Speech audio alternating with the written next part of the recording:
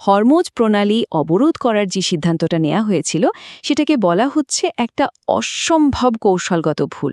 কিন্তু প্রশ্ন হলো কেন এত বড় একটা পদক্ষেপকে আত্মঘাতী বলা হচ্ছে? আজকের এই আলোচনাতে আমরা ঠিক এই কারণগুলোই খুঁজে বের করব। ব্যাপারটা বোঝার জন্য একটা দারুণ উপমা ব্যবহার করা হয়েছে।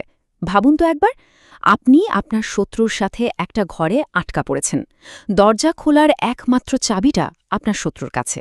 তো এমন একটা অবস্থায় আপনি কি করলেন? নিজের পকেট থেকে আরেকটা তালা বের করে সেই একই দরজায় লাগিয়ে দিলেন।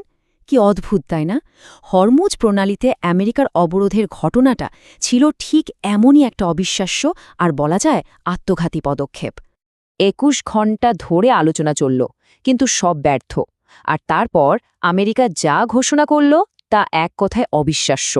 যে প্রণালীটা খোলার জন্য তারা ইরানকে ৬ সপ্তাহ ধরে চাপ দিয়ে আসছিল, সেই প্রণালীটাই তারা অবরোধ করবে বলে ঠিক করল। মানে আমেরিকা নিজেই সেই দরজাটা বন্ধ করে দিল, যেটা তারা আসলে খুলতে চেয়েছিল। এখন প্রশ্নটা হলো, এত বড় একটা ভুল হলো কিভাবে? এটা কিন্তু কোনো আকস্মিক ঘটনা বা দুর্ঘটনা ছিল না, বরং সোর্সের বিশ্লেষণ যদি আমরা দেখি তাহলে বোঝা যায় যে এই ব্যর্থতার গল্পটা আগে থেকেই লেখা হয়েছিল। এটা ছিল একটা পরিকল্পিত ব্যর্থতা। তাহলে চলুন অবরোধের ঘোষণার ঠিক আগের ঘটনাগুলোতে একটু ফিরে যাই। কূটনৈতিক পর্যায়ে আসলে কি এমন ঘটেছিল? আসুন দেখি, ইসলামাবাদে যে শান্তি আলোচনার আয়োজন করা হয়েছিল সেটা কেন শুরু হওয়ার আগেই ব্যর্থ হতে বাধ্য ছিল। ব্যাপারটা বেশ মজার। একদিকে দেখুন, আমেরিকার ঘোষিত লক্ষ্য কী ছিল? হরমুজ প্রণালী খুলে দেওয়া, তেলের দাম কমানো, নিজেদের অর্থনৈতিক রক্তক্ষরণ বন্ধ করা, খুবই পরিষ্কার। কিন্তু আলোচনার টেবিলে ইরানকে তারা যে দাবিটা দিল সেটার সাথে এই লক্ষ্যগুলোর কোনো সম্পর্কই ছিল না। তাদের দাবি ছিল ইরানকে তাদের ইউরেনিয়াম সমৃদ্ধিকরণ কর্মসূচি পুরোপুরি বন্ধ করে দিতে হবে। আর এই দাবিটা আসলে কার ছিল? এটা ছিল মূলত ইসরায়েলের প্রধান স্বার্থ। আর পরিস্থিতি আরও জটিল হয়ে উঠল যখন এই আলোচনাগুলো চলাকালীনই আমেরিকার সবচেয়ে কাছের মিত্র ইসরায়েলের প্রধানমন্ত্রী প্রকাশ্যে ঘোষণা করলেন যে ইরানের বিরুদ্ধে অভিযান এখনও শেষ হয়নি। ভাবুন একবার, একদিকে শান্তি আলোচনা চলছে আর অন্যদিকে মিত্র দেশ যুদ্ধের কথা বলছে। এই একটা মন্তব্যই শান্তি আলোচনার সমস্ত সম্ভাবনাকে শুরুতেই শেষ করে দিচ্ছিল। ইরানের শর্ত কিন্তু খুব সাধারণ ছিল। তারা বলেছিল আলোচনা করতে হলে লেবানন সহ পুরো অঞ্চলে সম্পূর্ণ যুদ্ধবিরতি লাগবে। কিন্তু ঠিক যখন এই আলোচনা চলছে তখনই ইসরায়েল লেবাননে বোমা হামলা চালিয়ে যাচ্ছিল। ফলাফল যা হওয়ার ঠিক তাই হল, আলোচনা ভেস্তে গেল। আর সবচেয়ে অদ্ভুত ব্যাপার হল, আমেরিকা এর জন্য পুরো দোষটা চাপিয়ে দিল ইরানের ঘাড়ে। এভাবেই এই ঘটনাগুলো আলোচনাকে একটা পূর্বনির্ধারিত ব্যর্থতার দিকে ঠেলে নিয়ে যায়। তো কূটনীতি তো এভাবে ব্যর্থ হল।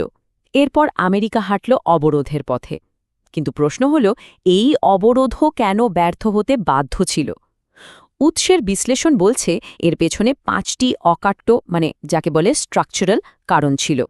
প্রথম এবং সম্ভবত সবচেয়ে বড় কারণটা হল একটা মৌলিক অর্থনৈতিক ভুল গণনা। কি ছিল সেই ভুলটা?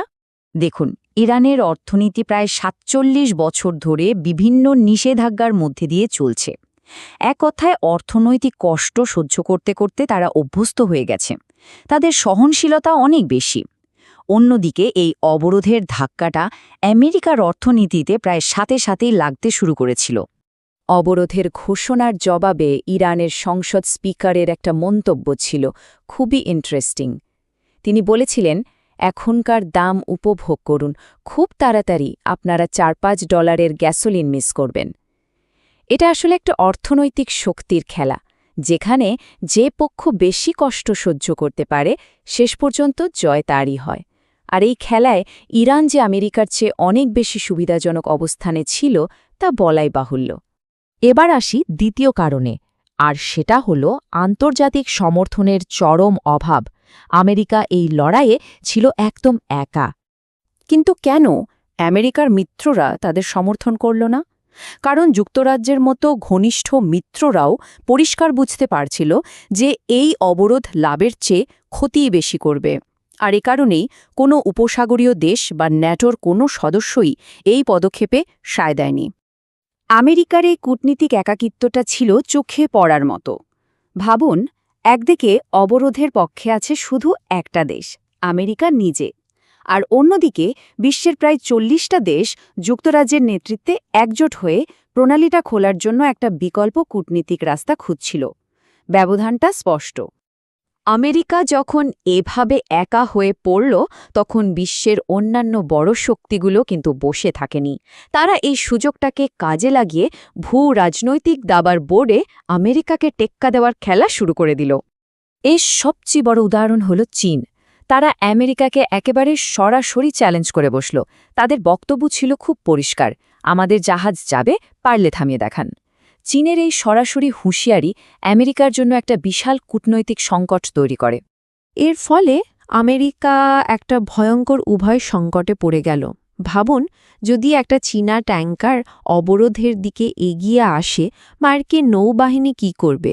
যদি তারা জাহাজ আটকায়, তাহলে সোজা একটা বড় সামরিক সংঘাতের ঝুঁকি।